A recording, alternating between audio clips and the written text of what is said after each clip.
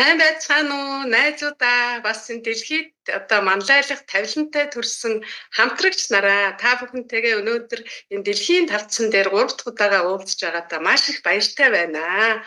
Ингээд намайг Цэвэн огтой Цэн Давиш гэдэг өнөөдөр ингээд 68 насыг туулж явна. Тэгээд тэтгэврт гараад Ахмад настан болоод ингээд сууж байна.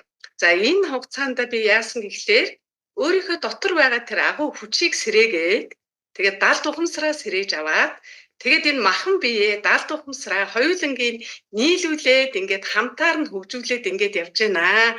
Тэгээд энэ сайхан мэрэгжил оюуны дасгалжуулагч гэдэг хүндтэй нэр алдрыг аваад явж байна. Өнөөдөр би дэлхийд 5 дугаар ранктай тэгээд легенда, фаундер тэгээд 2-2 одоо алтан партнер одоо хамтрагчаа бэлдсэн ийм сайхан амжилттайгаар та бүхэнтэйгээ уулзж байгаадаа маш их баяртай